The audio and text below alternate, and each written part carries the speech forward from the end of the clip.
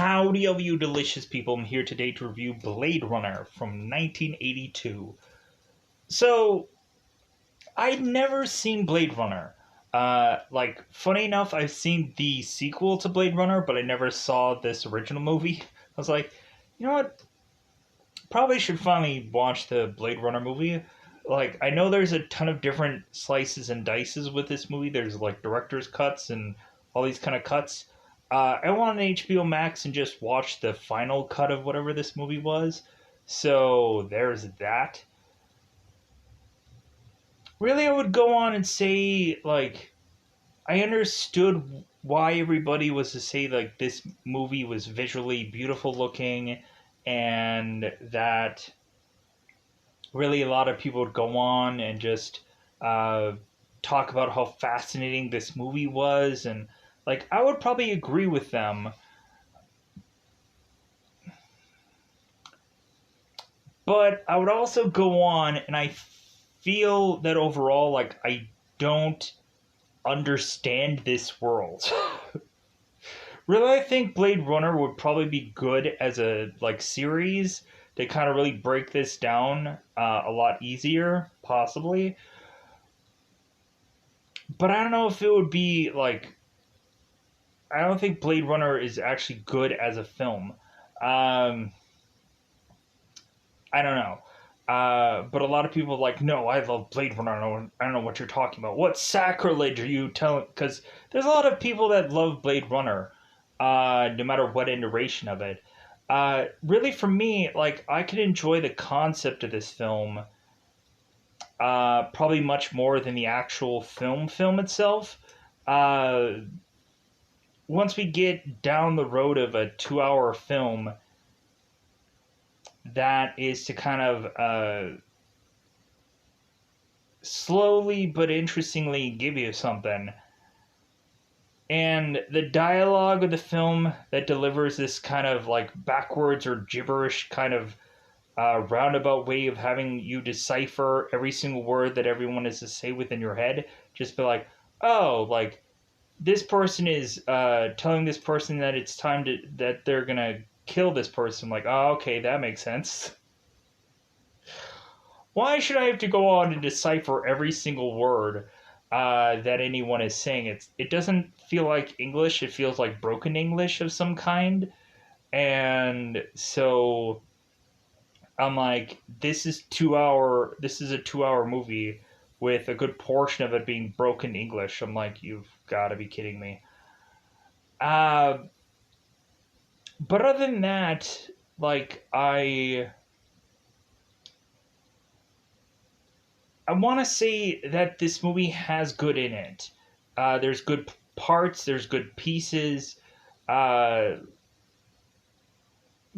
if the movie was on mute and I didn't have to decipher any dialogue, I could really enjoy this film. If we just knew the very simplistic nature of this film, and that's all we needed to know, and it just became a manhunt movie, and we just had Deckard just continuously going on and hunting down all these people, I would have been won over by that.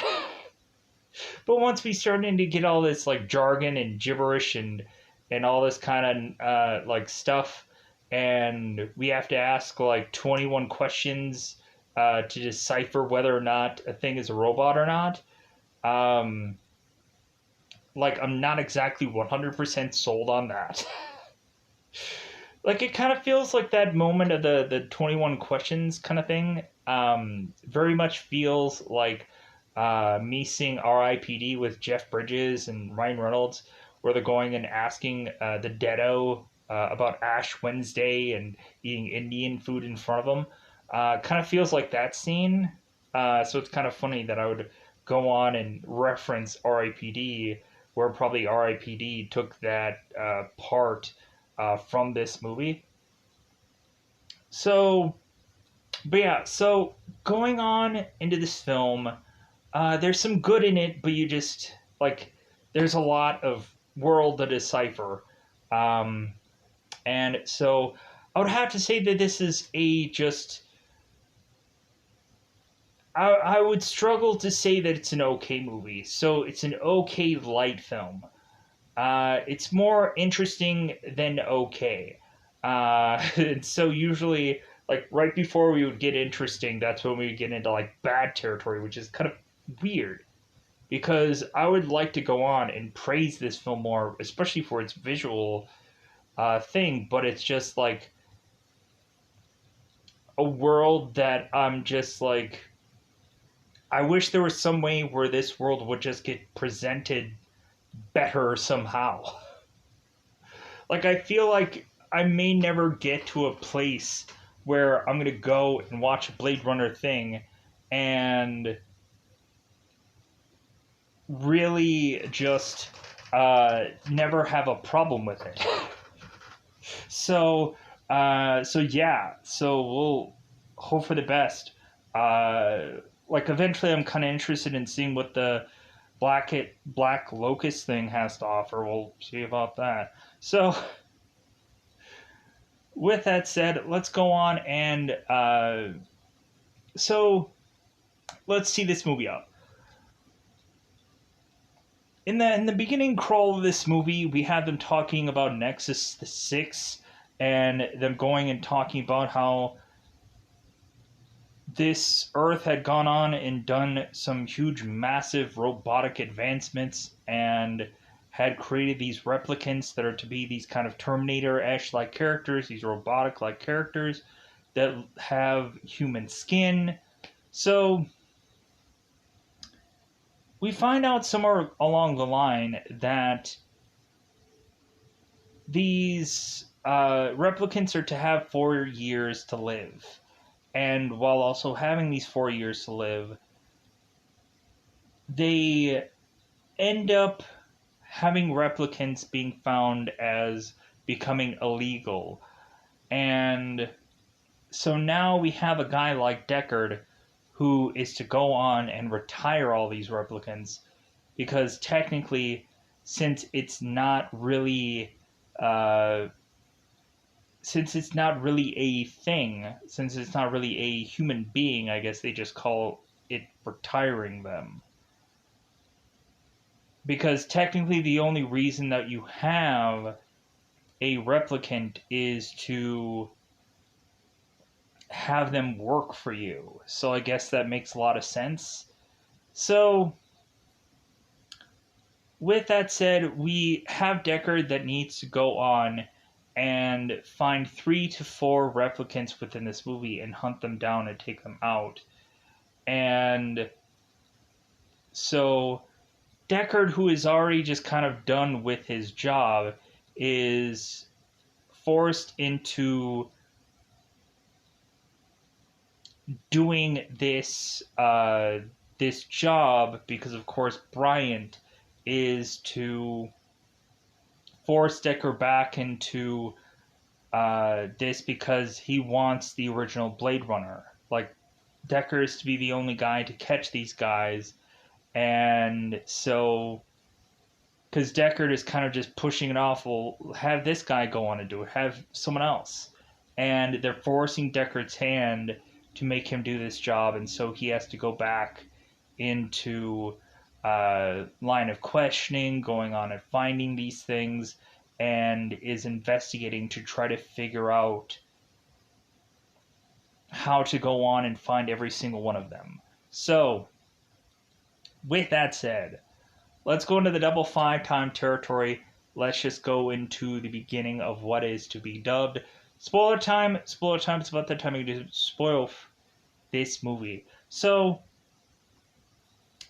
right away for Blade Runner, I'm not going to go into the huge amount of technical jargon that this movie goes into. I'm going to, as much as possible, try to skate around a lot of stuff, the technical whatever stuff, because I just don't want to go into it, or I just don't think that I really want to take that time unless I absolutely have to.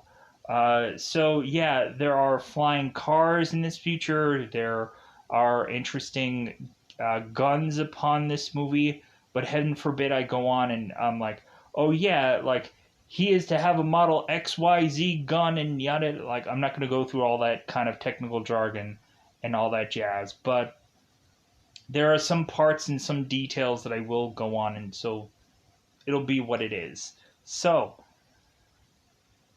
Star Wars crawl at the beginning of the film, talking about Nexus 6, talking about 2016, how they've gone in huge advancements, and now in 2019, we have the world that we live in now, where it seems like a lot of people don't exactly all live on Earth. So the people have, I guess, branched out and lived on other planets. Good for them. So, but this is still, I guess, from Earth's perspective. So, or from Earth, of course. So, Deckard, of course, is kind of making his way, eating food, to all of a sudden be stopped by a guy named Gaff. So, Gaff is wanting Deckard to come and meet with him, and Gaff isn't speaking English. So, Deckard, of course, is talking to this food vendor, and the food vendor is telling him that, like, hey, Deckard, you're under arrest, because, of course, Bryant would like to speak to you. Bryant, who, of course, is this guy that Deckard used to work with. So Deckard is like, okay, like, let me go on and see what this guy wants, because it seems like I have no choice. So Deckard goes on and gets arrested and is to come in. So Bryant is to mention that there is technically 3 skinwalkers that Deckard wants him to collect. And Deckard is just like, we'll have Holden do it. And Bryant is like, no. I want you to go on, because, like, I want the original Blade Runner. I want the, like you're the best one for this job. And so Deckard is just like, well, you know what? Like, before I came in here, I wanted to quit before. But now that I finally do come in here, like, I want to quit even, like, twice as much. So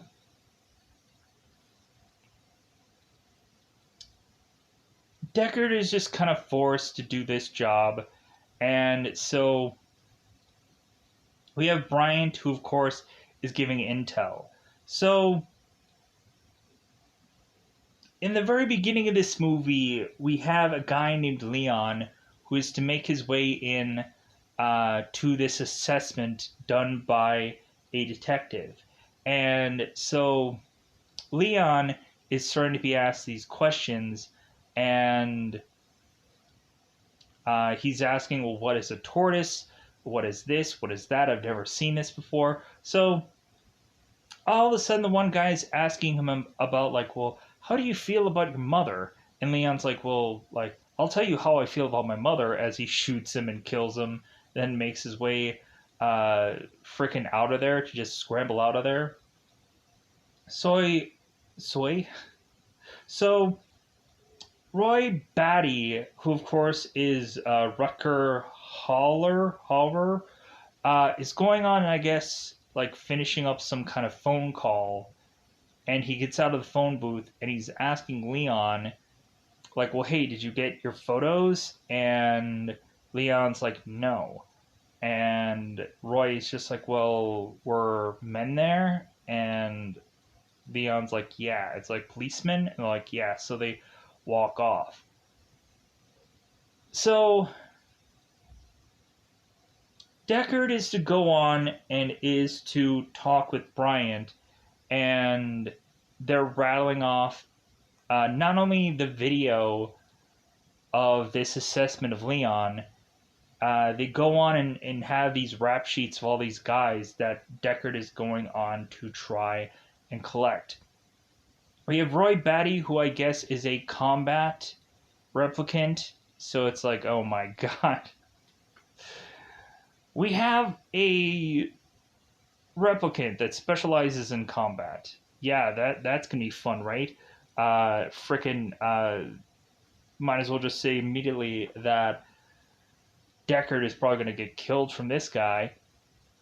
But then they start kind of rattling off other things. They mention Zora, and they mention how she's kind of like both Beauty and Beast kind of wrapped up all in one, and that she has a pretty substantial rap sheet also. And Pris, who is just kind of be this love bot, and then we have Leon, who can lift 400 pounds all day long, and I'm like, well, what exactly is 400 pounds? Like, I don't think that there's an item that exists out there that is exactly 400 pounds. Like, I would, like, say, like, there's some pretty substantial, like, table saws that are, like, 300 pounds, but I don't understand why 400 pounds. Like, I would justify that you should have a guy be able to lift, like, 600 pounds because that's, like, a pool table or a billiard table, and that would make all the sense in the world. I just don't get what is 400 pounds that's out there that you would need somebody to lift 400 pounds all day long. Um, it would probably have to be like a wood pallet of something, but again, that wouldn't even make sense. Uh, I don't know. It is what it is with this film. So, pushing on. So, Deckard is to get his assessment of these replicants, and it seems like all these replicants were desperately trying to go on and make their way into the Tyrell industry or the Tyrell company. And so Deckard was going on and saying, like, well, why would they be desperate to get in there? That seems like a very odd reasoning for them to try to get back to that company. It makes no sense. So it seems like there were two robots that had gotten electrified, and so that's why they have kind of like the numbers that they do. So now Deckard is to immediately go on and talk with Tyrell, as well as Deckard is to also go on into Leon's place and is to go and steal some photos, as well as go on and look through this guy's bathtub and realize that there is some kind of like snake skin that's on there. And so Deckard is to collect that for evidence to have Deckard try to find Zora later on in this movie. So Deckard is to make his way to meet with Tyrell, and Tyrell is to have a girl there named Rachel. And so Tyrell, before really wanting to talk with Deckard about anything, Tyrell wants to know how this questionnaire thing works. And so Deckard is like, well, do you want me to use it on you? Or, like, what do you want me to do? So Rachel is to go on and sit down, and she is going to be the test subject. Rachel, while the whole questionnaire is going on, is lighting a cigarette. And so Deckard is like, well, yeah, it won't affect the questionnaire at all, so you'll be fine if you go and smoke. So we, of course, have it where Deckard is questioning Rachel here and is to start to ask her a number of goofy questions, which, of course, she answers. And so after the questionnaire is over, Deckard is to turn to Tyrell, and Tyrell is like, well, you think she's a replicant, right? Deckard's like, yep. And so Tyrell is to mention that he was confirming to Deckard that this is a replicant because they're experimenting on things. And So we go on and we have Deckard that's like, okay, like, sure. So, like, he's like, we don't have Deckard that's me, like, taking Rachel and putting a gun to her head and shooting her off. Like, no, he's just like, okay, well, what a waste of time that was. So, Deckard goes on and is to start to speak to Tyrell, but it kind of feels like there isn't any real, true, legitimate answers here. So, we have both Leon and we have both Roy, who goes on and meets with a guy named Hannibal Chew. Not Hannibal Chow, Hannibal Chew. So, both Roy and Leon are asking Chew, while this guy is basically freezing to death,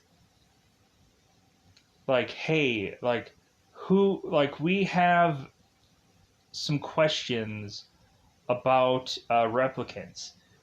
Like, who would possibly go on and give us any answers that we could, like, require? And Chu is just like, well, it wouldn't be me because I'm not the answer guy. Like, I'm just a guy who makes eyeballs. And so they're like, well, who would be the guy that can go on and give us answers? And so Chu is to mention a guy named J.F. Sebastian. And so they're like, okay. So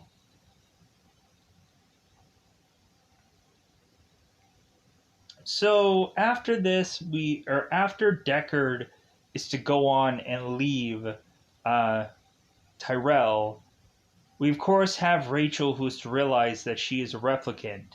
And so Rachel is to follow Decker home, and Decker, who is exhausted at this point, and he's just kind of waiting to go home, is all of a sudden to be surprised by Rachel being in this elevator as he whips out his gun. Whips something else out. Decker goes into his place as he's kind of welcoming Rachel to come in there to talk to him about things. So Rachel is trying to convince Decker that she's not a replicant, that she has all these memories.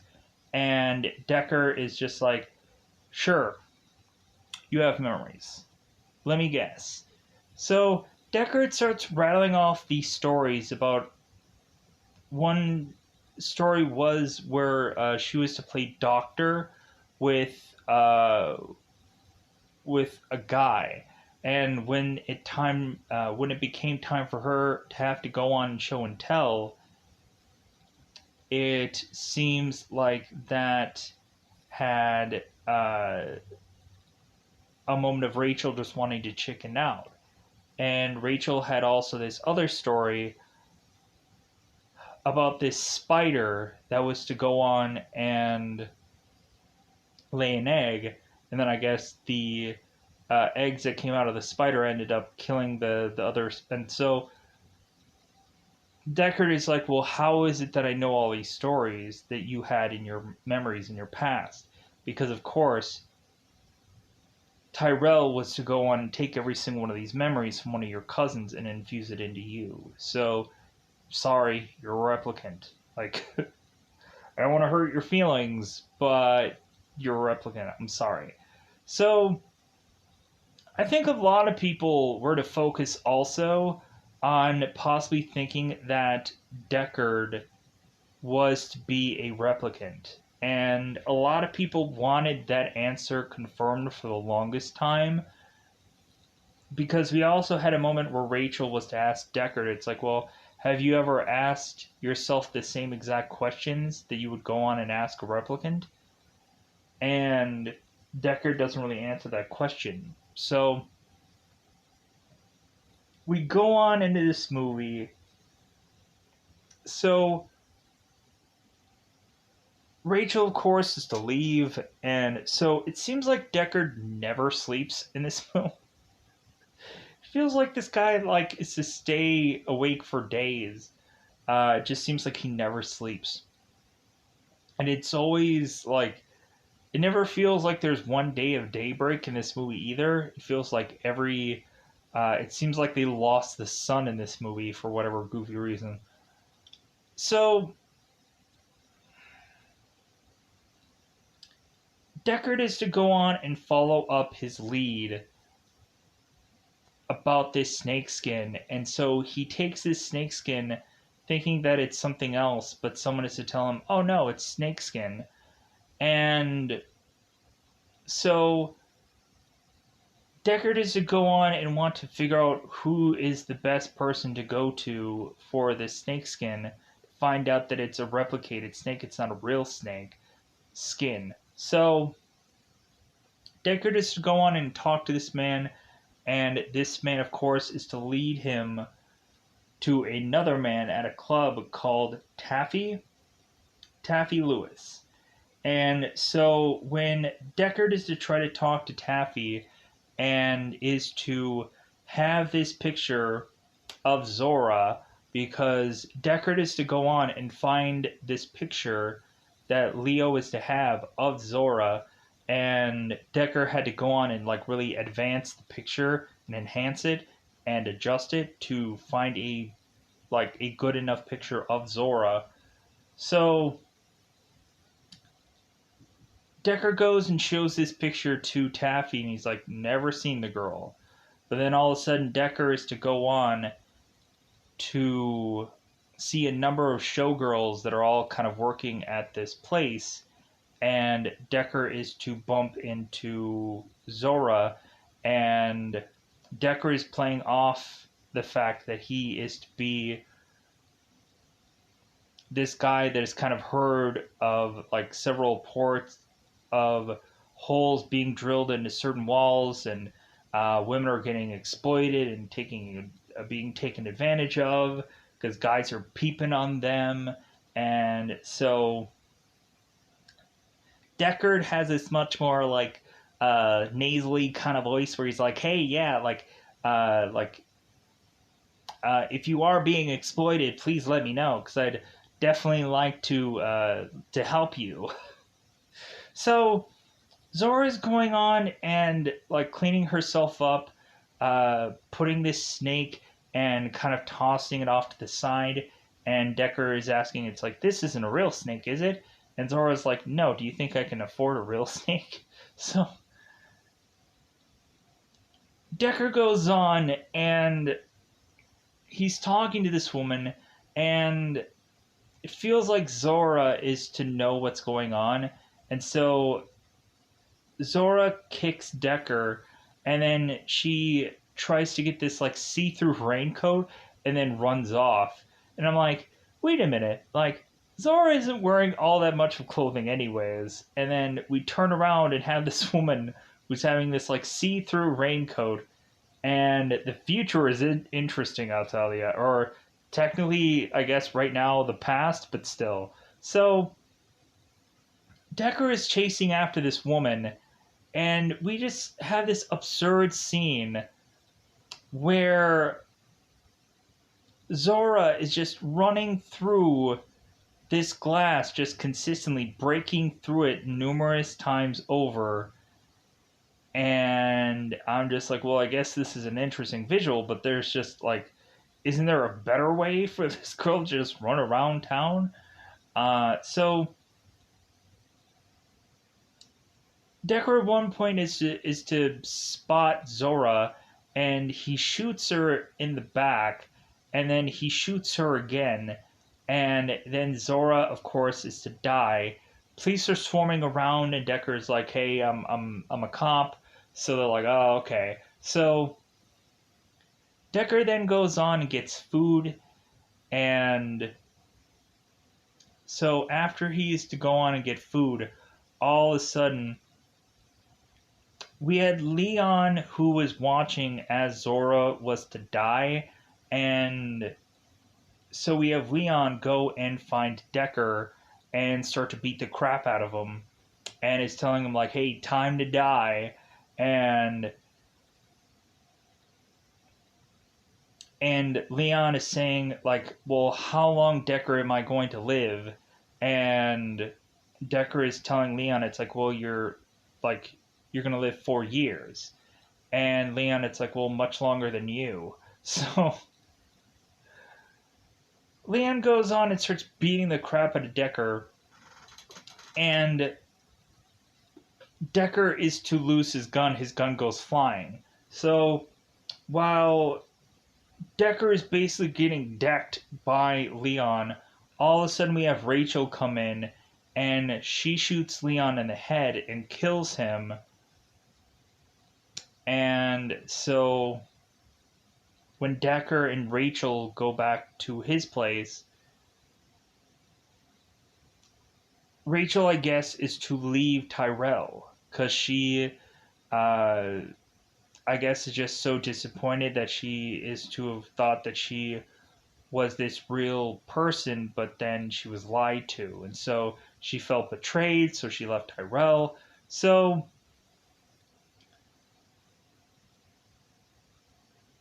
I think Bryant is to also tell Decker that when Decker is to go on and take out Zora, that there is still 4 replicants out there, because Bryant is saying that Rachel was to go renegade, and so Decker is to add Rachel to his hit list, but Decker will never go on and find Rachel because Decker is to tell Rachel, it's like, hey, I'm not gonna come for you because I owe you one.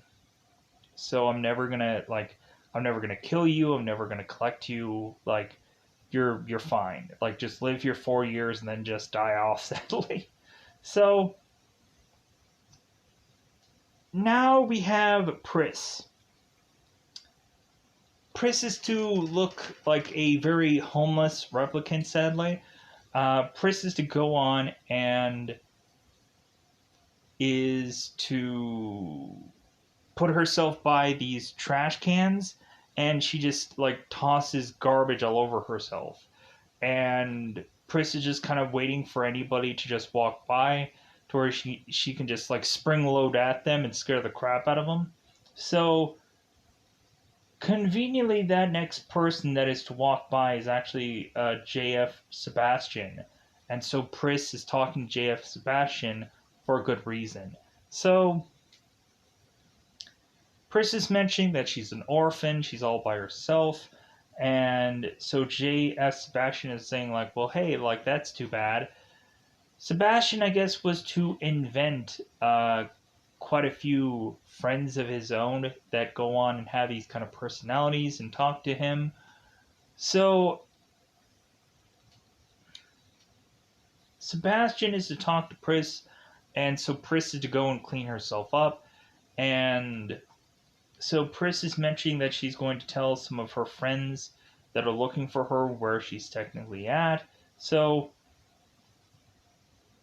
Pris is to now put on this white makeup and then going on and like spraying like black spray paint on her face.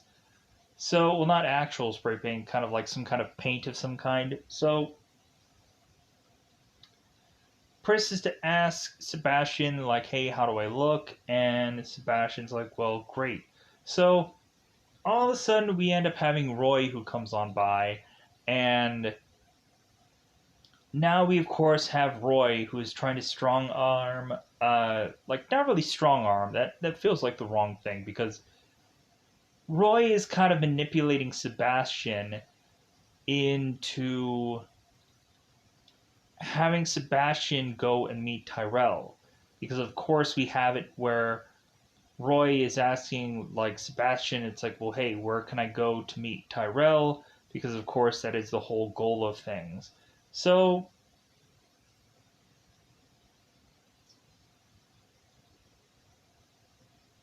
we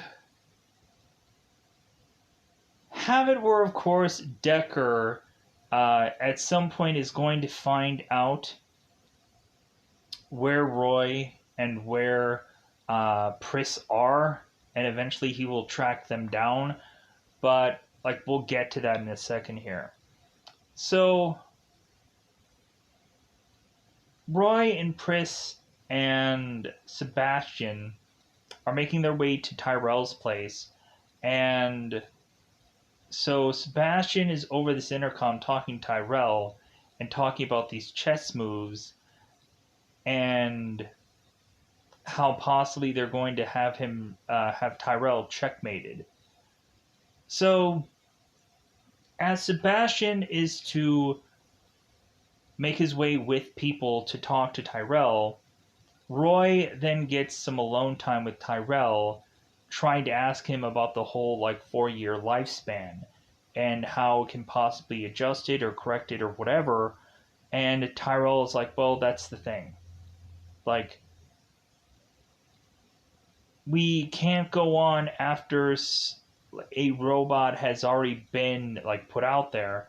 Like, we can't change their lifespan. Like, it just won't work.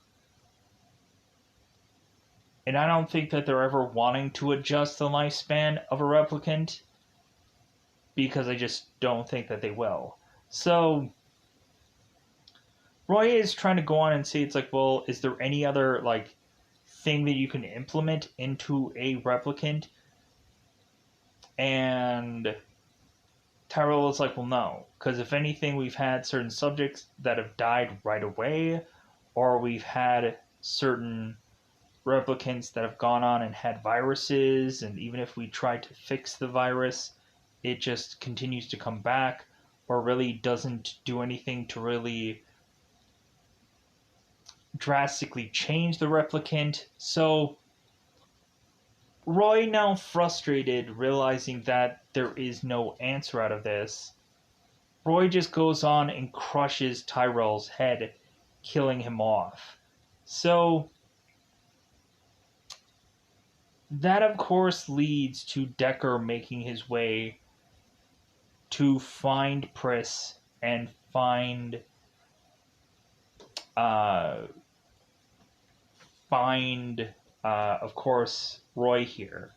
And hopefully, I've covered most of this movie at this point. Um, Probably a real quick approach about going about things. But really, for this movie, and I realize that it's like 2 hours and I'm almost like creeping up on 40 minutes. Um, but yeah, like it seems like this movie is like without repeating the dialogue, like this movie is easy to explain if you don't have to go through all the arduous processes of explaining all the stuff that anyone has to say or to go in the real technical ways of which that people talk about things. So we have a moment where also Decker is to fall in love with Rachel, having Decker have Rachel repeat certain things that he says, and Decker is to really fall in love with Rachel and is to spend some time in bed with her and so on and so forth. So Decker goes on and is to go and find both Pris and Roy at Tyrell's place. So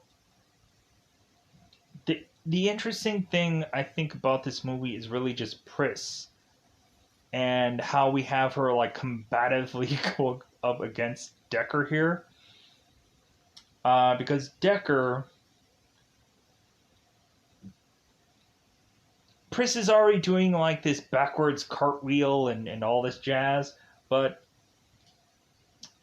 when Decker is to go on and meet her in this room, just kind of filled uh, with these kind of doll like things, Decker is to kind of like check on this one doll, and he realizes that it's Pris, and then so Pris goes on and is to like cartwheel her way to try and take down Decker, is to try and squeeze the life out of him via her legs, and so she's like strangling him with her legs, and then goes on and is trying to like spin his head seemingly to just turn him around.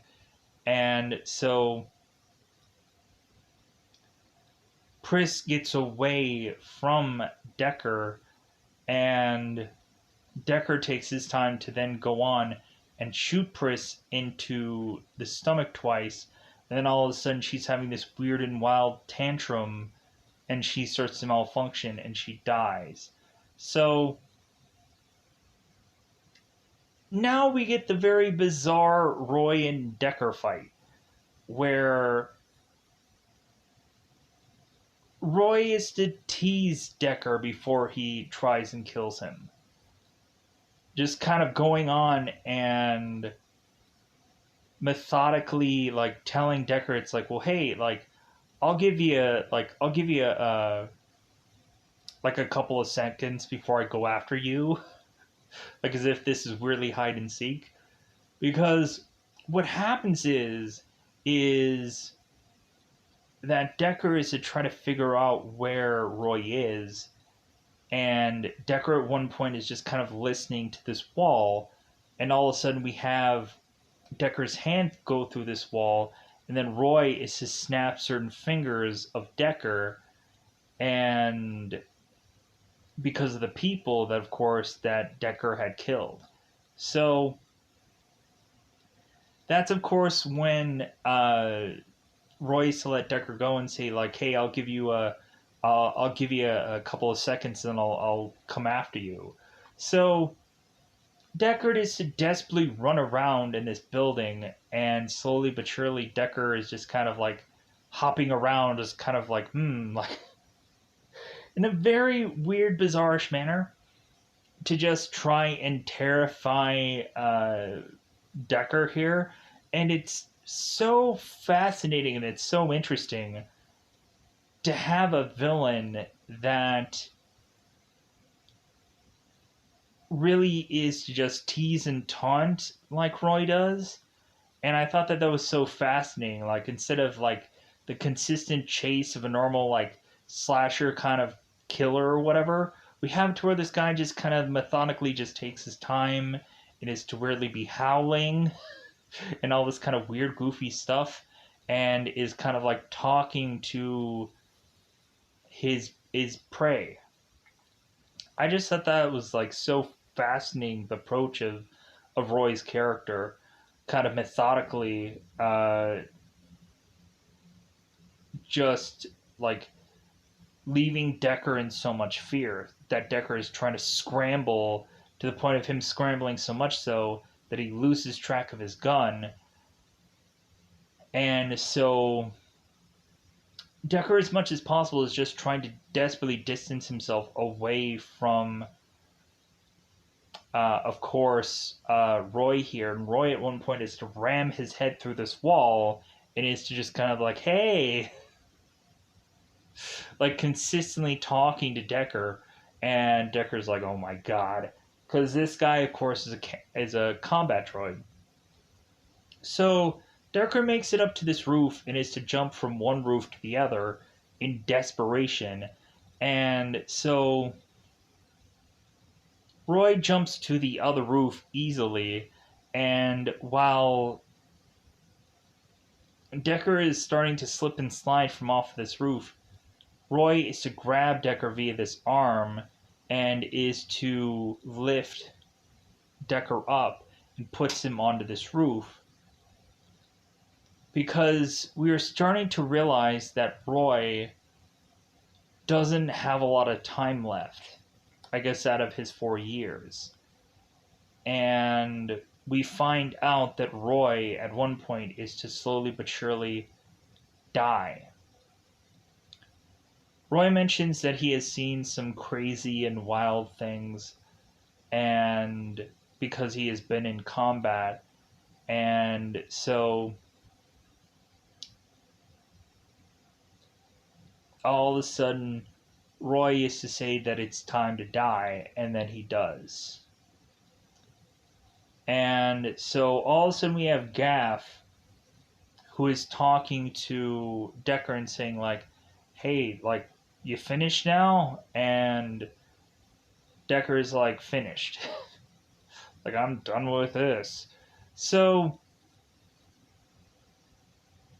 we of course have it where Gaff is telling Decker that he won't go on and have him hunt after Rachel, because hey, like, Rachel probably doesn't have a lot of time like any of us do, really. So Decker and Rachel are deciding like Decker is deciding with Rachel, like, hey, let's just leave, let's get the heck out of here. And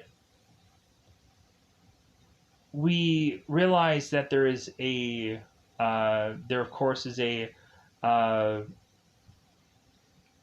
a gaff kind of little thing there, and so we're realizing that this guy could have had a moment where he could have gotten Rachel, and he decided not to. This other Blade Runner. So we have it where both Decker and Rachel are deciding to get out of here, and that's how the movie just kind of ends in that kind of way. Of which to possibly say that there's a sequel that gives you a little bit more information is to re-give you back Decker and is to explain possibly a little bit more of that story.